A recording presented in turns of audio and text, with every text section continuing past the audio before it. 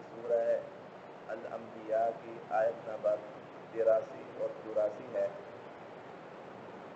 جیسا کہ پہلے بیان کیا گیا کہ سورہ مبارکہ کا نام سورۃ الانبیاء ہے۔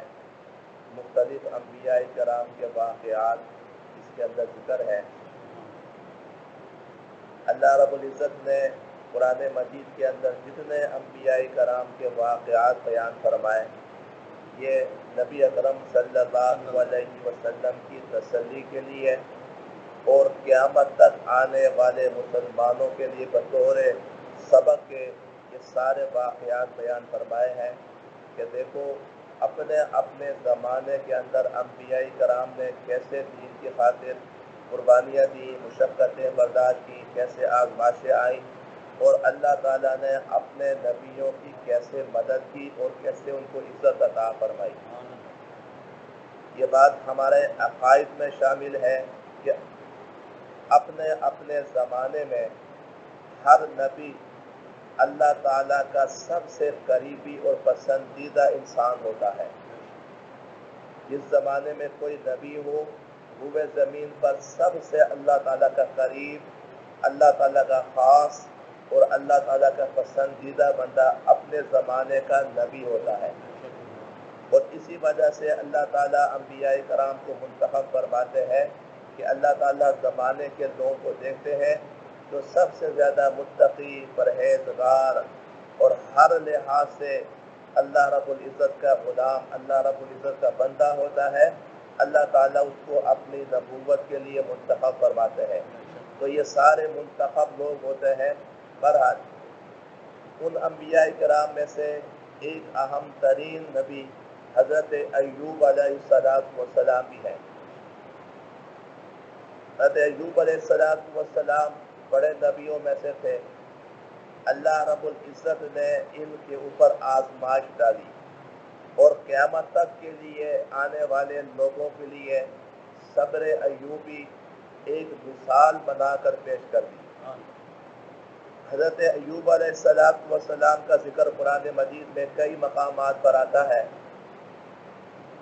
ان کے بارے میں جو روایات کے اندر، اسرائیلی روایات اور بائبل وغیرہ کے اندر جو روایات ہیں اس کے مطابق حضرت ایوب علیہ السلام اللہ کے نبی تھے اور انتہائی امیر ترین انسان تھے۔ اپنے زمانے میں نبی بھی تھے اور تقریباً دنیا کے اس وقت کے اپنے زمانے کے امیر ترین انسان تھے، اور اللہ تعالیٰ نے ان کو اتنا مال عطا کیا کہ آپ کے پاس ہزاروں اونٹ، ہزاروں بکریاں اور دیگر جانور تھے، اور آپ کی زمین بھی بہت زیادہ تھی۔ تفسیری روایات کے مطابق آپ کی زمین پر ہل جتنے کے لیے جو جانور تھے 500 جوڑیاں ان کی تھی۔ اب اندازہ لگائیں، جو لوگ کسان وغیرہ ہے نا وہ سمجھتے ہیں کہ بھئی چھوٹا ایک قلعہ ہو تو اس کے لیے 1-2 جانور کافی ہوتے ہیں، 500 جوڑیاں 2-2 جانور کی جوڑی ہوتی ہے، تو گویا کہ 1000 جانور ان کے مویشی ان کی زمینوں پر کھیتی باڑی کے لیے بطور ہل کے وہ جوتے جاتے تھے، تو اتنے زیادہ۔ اور پھر یہ تھا کہ ہر جوڑی کے ساتھ ایک ملازم ان کا الگ ہوتا تھا کہ یہ 2 جانور آپ نے سنبھالنے ہیں ہر ایک کے ساتھ۔ اور پھر یہ تھا کہ آپ اپنے وقت کے غریبوں کی پرورش کرنے والے، مسافروں کی مدد کرنے والے اور لوگوں کے ساتھ تعاون کرنے والے تھے۔ اللہ تعالیٰ نے جتنا مال دیا تھا اسی حساب سے جب خرچ بھی کرتے تھے۔ تو مختصر یہ ہے کہ امیر ترین انسان تھے اور اللہ کا دیا ہوا سب کچھ تھا، تو آپ اللہ کے راستے میں خرچ بھی کرتے تھے اور اللہ تعالیٰ کی عبادت بھی کرتے تھے۔ میں نے عرض کیا کہ جو نبی ہوتا ہے اپنے زمانے کا سب سے متقی، سب سے زیادہ عبادت کرنے والا، تو حضرت ایوب علیہ السلام اللہ کی عبادت بھی کرتے تھے، مال دولت بھی تھا۔ یہ بات پہلے بھی کئی دفعہ کی جا چکی ہے، دوبارہ دہران ہے کہ مالدار ہونا یہ کوئی عیب نہیں ہے، پیسے والا ہونا، چودھری ہونا، امیر ہونا، یہ کوئی کہ اللہ تعالیٰ کے ہاں ناپسندیدہ نہیں ہے۔ آپ کے سامنے کل بھی داؤد علیہ السلام کا ذکر کیا، حضرت سلیمان علیہ السلام کا، حضرت ایوب تو یہ سارے کیا تھے بھائی؟ امیر ترین لوگ تھے، بادشاہ تھے اپنے زمانہ کے. تو بہرحال تو جب یہ بات ہوئی تو شیطان تو اللہ کا دشمن ہے، اللہ کے بندوں کا بھی دشمن ہے. تو ایک دفعہ شیطان نے اللہ رب العزت کے سامنے کہا کہ آپ کہتے ہیں ایوب میرا بندہ ہے، وہ میری عبادت کرتا ہے، وہ کیوں نہ عبادت کرے؟ اس کے پاس تو مال ہے، دولت ہے، پیسہ ہے، کوئی ٹینشن ہی نہیں اس کو. تو لہٰذا اس نے آپ کی عبادت کرتا ہے تو کون سا کمال کرتا ہے؟ وہ عبادت کرتا ہے، اس کے مال ہے، اس کی مویشی ہے، کاروبار ہے، ٹینشن ہی کوئی نہیں ہے. تو ٹینشن اس بندے کو ہوتی ہے جس کو غریب ہو، جس کے پاس کھانے کا نہ اس کو فکر ہوتی ہے. تو شیطان نے آ کر یہ کہا کہ اگر یہ ایوب عبادت کرتے ہیں نا، ان کو کوئی کمال نہیں ہے، ان کے پاس تو پیسہ ہے، دولت ہے. تو اللہ رب العزت نے اس وقت حضرت ایوب علیہ السلام کو آزمانے کا فیصلہ کیا، اور شیطان کو بتانا چاہتے تھے کہ یہ میرا بندہ ہے، پیسوں کا بندہ نہیں ہے. چنانچہ اب کیا ہوا؟ تفصیلی روایات کے مطابق حضرت ایوب علیہ السلام کے 7 بیٹے اور 3 بیٹیاں تھیں. بعد سے زیادہ لکھی ہے. اللہ کی شان یہ ہوئی کہ ایک دفعہ آپ اور آپ کی بیوی کہیں گئے ہوئے تھے، پیچھے سے کوئی اچانک کوئی طوفان وغیرہ آیا، مکان گر گیا، آپ کی ساری اولاد اس کے اندر آ کر شہید ہو گئی. اولاد کیا ہو گئی؟ ختم. ادھر اللہ کا کرنا ایسا ہوا کہ آپ کہیں کہ دشمن کوئی آئے، انہوں نے آ کر آپ کے جانوروں پر حملہ کیا اور بہت سارے جانور مار دیے، اور کچھ جانور جو بچ کے تھے زندہ لے گئے، سارے جانور ختم. اب جب وہ جانور آئے، ڈاکو آئے، تو اس کے درمیان جو ہے لڑائی ہوئی، وہ ان کے بہت سارے جو تھے وہ نوکر وغیرہ وہ شہید ہو گئے. اب اللہ کی شان یہ ہے کہ اللہ رب العزت نے طوفان بھیجا، بارش آئی، طوفان آیا، آپ کی ساری فصلیں تباہ ہو گئیں. اب ایک طرف مال ختم، اولاد ختم، پوری وہ جائیداد ختم. اب اس حال کے اندر بھی حضرت ایوب علیہ السلام اللہ کی عبادت کرتے رہے، اور یہ کہا کہ اے اللہ، میں ماں کے پیٹ سے خالی ہاتھ آیا تھا، اب بھی میں خالی ہاتھ ہو گیا تو کیا ہو گیا؟ میں تیری عبادت. تو شیطان ہے. اس نے کہا اے اللہ یہ کیا ہوا؟ پیسہ نہیں ہے تو کیا ہوا؟ تو ٹھیک ٹھاک ہے، اس کو کیا تکلیف ہے؟ مزہ تو یہ ہے کہ اس کو کچھ تکلیف پہنچے گی تو یہ کرے گا. تو اللہ رب العزت نے مزید یہ تھی باہر کی تکلیف، جسم ٹھیک تھا ابھی تو خیر. تو اللہ رب العزت نے بھی جسمانی آزمائش ڈالی. جسمانی آزمائش یہ آئی کہ اللہ تعالیٰ نے آپ کے جسم پر پھنسیاں، پھوڑے، جس کو ہم کہتے ہیں نا ابلے وغیرہ، پھنسیاں ڈالنی شروع کر دی، اور آپ کے جسم کے اوپر چھوٹے چھوٹے پھنسیاں نکلنے شروع ہو گئی، اور اتنے نکلنا شروع ہو گئی کہ آپ کا پورا جسم جو ہے وہ زخمی ہو گیا. پھنسیاں، پھوڑے، اس طرح کر کر کے آپ کا جسم کیا ہے، یہاں تک کہ بعض تفصیلی روایات کے مطابق آپ کا ایک وقت ایسا آیا کہ آپ کے جسم سے گوشت جو ہے وہ گل گل کر نیچے گرنے لگا. بہت تکلیف تھی. لیکن حضرت ایوب علیہ السلام اس حال میں بھی اللہ کا شکر ادا کرتے رہے، آپ عبادت کرتے رہے، یہاں تک کہ زمانہ ایسا آیا کہ وہ جو بیوی تھی ایک، وہ آپ کی خدمت کرتی رہی. اور یہ وقت بھی آیا کہ کھانے کو کچھ نہیں ہوتا تھا تو وہ خاتون کسی کے گھروں میں جا کر کام کرتی تھی، کوئی کما کر لے کر آتی تھی، کھانا وغیرہ گزارا ہوتا تھا. تو علماء نے لکھا ہے تفصیلی روایات کے اندر 17 یا 18 سال تک یہ آزمائش رہی. اتنے طویل عرصے تک اللہ نے ایک اپنے نبی کو آزمایا. اس دوران ایک واقعہ پیش آ گیا. واقعہ یہ پیش آیا کہ شیطان جو ہے نا، یہ ایک دفعہ ایک حکیم اور ڈاکٹر کی شکل میں آ گیا، اور آ کر آپ کی بیوی سے کہنے لگا کہ تیرا میاں بیمار ہے، سنا ہے میں بیماریوں کو ٹھیک کرتا ہوں، پھر سے تھوڑے کو علاج کرتا ہوں، تو میں آپ کی شرط یہ میرا علاج ہے کہ میں تیرے میاں کو ٹھیک کر دوں گا، لیکن ایک شرط ہے میری. تو شرط یہ ہے کہ جب تیرا میاں ٹھیک ہو جائے گا نا تو تو نے یوں کہنا ہے کہ یہ جو حکیم ہے نا بڑا اچھا، اس نے میرے میاں کو ٹھیک کر دیا. الفاظ پر غور کریں. کیا کہا کہ یہ حکیم بڑا اچھا ہے، اس نے میرے میاں کو ٹھیک کر دیا. تو بیوی کس نے کہا ٹھیک ہے. حضرت ایوب علیہ السلام کو پتہ چلا کہ ایک حکیم میرا علاج کرنا چاہتا ہے، اور بیوی کو اس نے یہ کہا. آپ اپنی بیوی سے شدید ناراض ہوئے اور آپ نے فرمایا کہ تو نے فوراً سمجھ گئی کہ وہ شیطان تھا. فرمایا کہ اللہ کی بندی، تو نے اس کو کیوں نہیں کہا کہ حکیم شفا نہیں دیتا، شفا اللہ دیتا ہے. آپ اس سے ناراض ہو گئے اور فرمایا اگر میں ٹھیک ہو گیا تو میں آپ کو 100 کوڑے ماروں گا. یہ حضرت ایوب علیہ السلام کی توحید ہے، اللہ تعالیٰ کی ذات پر اعتماد ہے. آج کا مسلمان اپنے آپ کو اور اپنے عقیدے کو دیکھے کہ کتنی. تو بہرحال 17-18 سال اسی عمر کے اندر گزر گئے. جب یہ آخر انسان ہوتا ہے، نبی بھی تو انسان ہوتے ہیں، تو 18 سال کے بعد یا 17 سال کے بعد حضرت ایوب علیہ السلام نے اللہ تعالیٰ کے سامنے دعا مانگی. اس دعا کا ذکر یہاں ان آیات کریمہ کے اندر ہے. وَأَيُّوبَ إِذْ نَادَى رَبَّهُ أَنِّي مَسَّنِيَ الضُّرُّ. آج مسلمان، آج ہم لوگ رات کو سر میں درد ہوتی ہے تو دوسرے دن ہم نماز پڑھنے نہیں آتے کیونکہ سر میں درد ہمیں آ نہیں سکا. پیٹ میں درد ہوتی ہے یا کوئی چھوٹی موٹی تکلیف آتی ہے تو ہم اگلی نماز میں سپاہ کے اندر پہلے 2 دن ہفتہ بیمار رہتے تو ہم پورے محلے میں دورہ پھیرتے ہیں، جی میں بیمار ہوں، تکلیف ہے، جی کوئی علاج نہیں ہو رہا تھا. جی حضرت ایوب علیہ السلام نے 17-18 سال صبر کیا. جب حد سے آپ بالکل بے بس ہو گئے، یہاں تک علماء نے لکھا ہے کہ وقت یہ آ گیا تھا زبان کے علاوہ کوئی حصہ جسم کا ٹھیک نہیں تھا، صرف زبان تھی بس.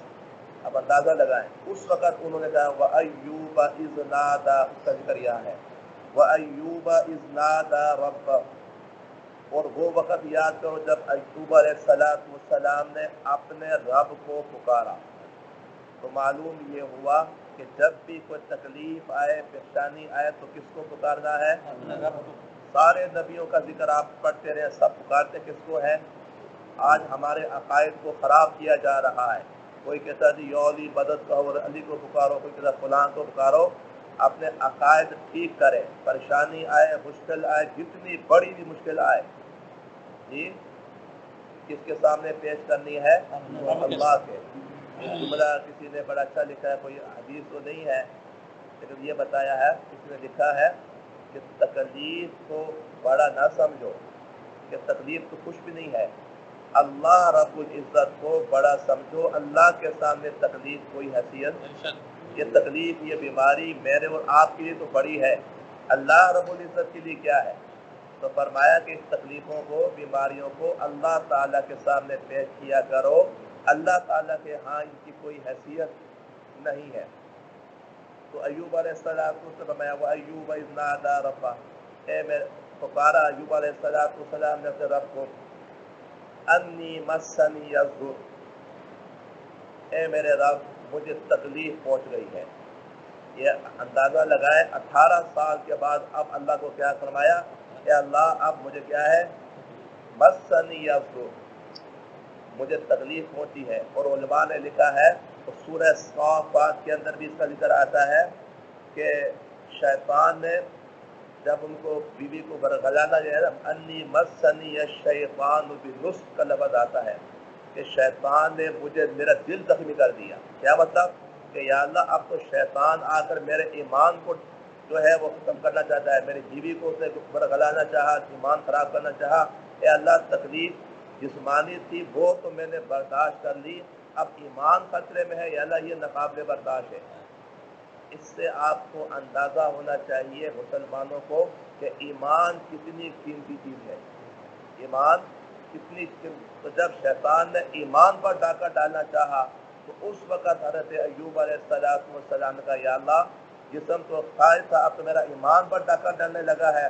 اے اللہ مجھے بڑی تکلیف پہنچی ہے، وَأَنْتَ أَرْحَمُ الرَّاحِمِينَ، اے اللہ آپ ہی سب سے زیادہ رحم کرنے والے، مجھ پر رحم فرما دیں۔ جی تو معلوم یہ ہوا اپنے عقائد، اپنے ایمان کی قدر کریں۔ صحت بھی اللہ کی نعمت ہے، لیکن اس سے زیادہ نعمت کون سی ہے؟ ایمان۔ آج ہم لوگوں نے ایمان کو ٹکی ٹکی پر بیچ دیتے ہیں۔ کل بھی میں نے بات تھوڑی کی تھی کہ جب ہمارے یہاں انتخابات آتے ہیں نا، تو یہ سیاسی لیڈر انتخابات کے دنوں میں ہمارے محلوں میں 2-4 چاولوں کی دیگیں بھیج دیتے ہیں، اور ہم لوگ بڑے خوش ہوتے ہیں، جی فلاں چوری صاحب نے چاول بھیجے ہمارے گھروں میں، 100 200 ہزار 2000 بڑا اچھا آدمی ہے۔ ہم 100 200 ہزار روپے میں اپنا ایمان، اپنا سب کچھ بیچ کر اس چاول کی پلیٹ پر ہم ان کافروں کے ایجنٹوں کو کیا کر لیتے ہیں؟ ان کو اپنا لیڈر بنا لیتے ہیں، صرف چاول کھا کر۔ یہ ہمارا ایمان ہے، ہمارا عقیدہ ہے۔ کوئی ہمارا نظریہ جس سے چاول کھلا دے، روٹی کھلا دے، ہم کہتے ہیں بڑا اچھا آدمی ہے۔ تو حضرت ایوب علیہ السلام نے کیا فرمایا؟ انت ارحم الراحمین، اے اللہ آپ ہی مہربانی کرنے والے، رحم کرنے والے ہیں۔ تو پھر عقیدہ ٹھیک کریں۔ حضرت ایوب علیہ السلام نے پکارا تو اللہ کو، ہاتھ پھیلائے تو اللہ رب العزت کے سامنے اللہ تعالیٰ فرماتے ہیں فاستجبنا لہ، ہم نے ان کی دعا کو قبول کر لیا۔ دعاؤں کو قبول کرنے والا کون ہے بھائی؟ اللہ کا۔ بس اپنی مشکل اللہ کو بتائیں، یہ مشکلات پریشانیاں کسی اور کے سامنے نہ پھیلائیں۔ مشکلات آتی بھی اللہ تعالیٰ کی طرف سے ہیں اور ختم بھی اللہ تعالیٰ ہی کرنے والے ہیں۔ قرآن مجید کی بہت ساری آیات اس پر گواہ ہیں۔ تو اس لیے اپنے عقیدے ٹھیک کریں، اپنے عقائد ٹھیک کریں، جتنی بھی تکلیفیں آئیں اللہ کے سامنے پیش کریں۔ تو حضرت ایوب علیہ السلام نے کیا کیا؟ فاستجبنا، اللہ فرماتے ہم نے ان کی دعا کو اور کیا کیا؟ فکشفنا ما بہ من ضر، اور ہم نے اٹھا لی وہ تکلیف جو ہم نے ان کو دی تھی۔ معلوم یہ ہوگا کہ تکلیفیں دینے والے بھی اللہ ہیں اور ختم کرنے والے بھی اللہ۔ یہ اللہ تعالیٰ کی طرف سے آزمائش ہوتی ہے۔ تو اللہ فرماتے ہیں ہم نے ان کی دعا کو قبول کر کے ان کی تو کیا کر دیا؟ اللہ تعالیٰ جب شفا دینا چاہتے ہیں نا تو پھر بہانے، سورہ صافات کے اندر اس کو واقعہ کو پوری تفصیل کے ساتھ بیان کیا گیا۔ جب اللہ تعالیٰ شفا دینے لگے تو فرمایا اے ایوب ارکض برجلک، یہاں بیٹھے ہوئے نا، چلو اپنے پاؤں کی ایڑی کو ایسے زمین پر ایسے مارو۔ کیا کرو بھائی؟ اب وہی ایوب ہے 18 سال سے بیمار ہے۔ ایوب علیہ السلام نے اپنے پاؤں کی ایڑی ماری، وہاں سے پانی نکل آیا۔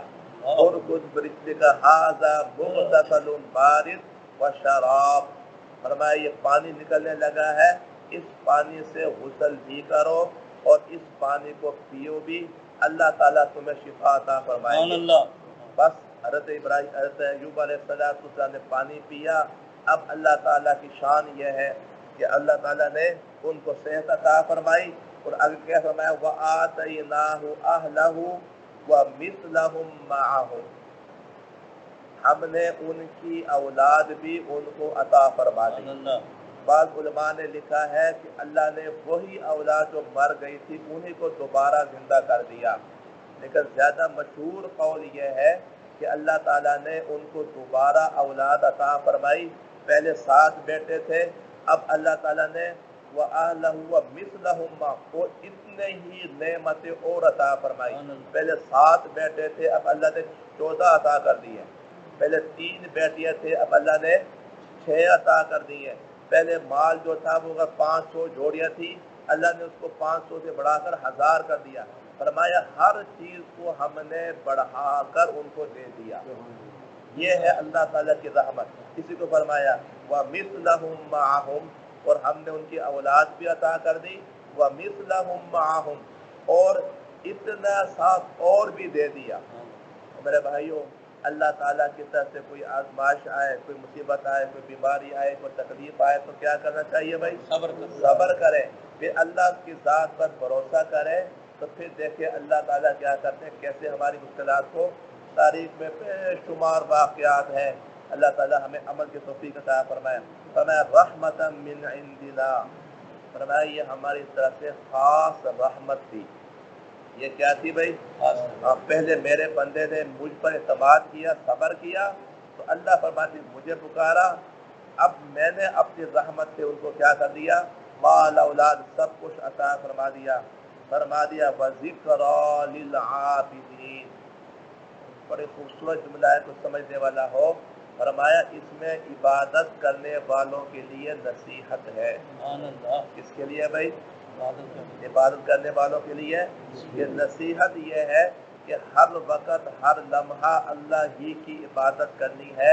بیمار ہو تب بھی، مصیبت ہو تب بھی، کوئی گھر میں فوتگی ہو تب بھی. ہمارے ہاں بڑی عجیب و غریب مصیبت ہے، کسی گھر میں فوتگی ہو جائے نا، یقین کریں لوگ اچھے لوگ نماز پڑھنا چھوڑ دیتے ہیں کہ نہیں میں تو مصیبت دے گا. کیا ہو گئی، میرا باپ مر گیا میں نماز پڑھا. لا حول ولا قوت. اچھے لوگ جس دن گھر میں فوتگی ہوتی ہے کیا کرتے ہیں بھائی؟ نماز. کبھی دیکھے آپ نماز نہیں پڑھتے. اور جب کوئی خوشی ہوتی ہے، کوئی شادی شودی ہوتی ہے تب بھی کیا ہے، سارے نماز. شادی ہے میرے بیٹے دی، تو میری شادی ہے. کیا شادی ہے کہ نماز چھوڑ دی. فرمایا کہ حضرت ایوب کے واقعہ کے اندر ذکر نصیحت ہے للعابدین، عبادت کرنے والوں میں، کہ علماء نے لکھا ہے 18 سال اتنی تکلیف کے بعد بھی ایک دن بھی حضرت ایوب علیہ السلام نے اپنی عبادت کو نہیں چھوڑا بھی نہیں، کم بھی نہیں کیا. یہ ہے ذکر للعابدین. آج ہمیں کھنسی نکلتی ہے، تھوڑا نزلہ زکام ہو جاتا ہے، ہفتہ مسجد میں نہیں آتے. جی کرونا آ گیا جی مسجد میں آباد. اللہ تعالی ہمارے حال پر رحم فرمائے اور ان واقعات سے سبق حاصل کرنے کی توفیق عطا فرمائے. آج اس واقعے سے یقیناً ہمارا ایمان تازہ ہوا. تو آئیں آج سے اللہ کی ذات پر بھروسہ کریں، اعتماد کریں. اور اللہ تعالیٰ کا وعدہ ہے جو میرا بندہ مجھ پر بھروسہ کرتا ہے میں اس کو نہ کبھی ذلیل کروں گا نہ کبھی تکلیف دوں گا. ہاں وقتی آزمائش آئے گی، لیکن پھر کچھ عرصے کے بعد وہ آزمائشیں ختم کر کے ہمیشہ کی خوشیاں اس کو عطا کر دوں گا. اللہ تعالی ہمیں بھی ایسا ہی عقیدہ عطا فرمائے. آمین.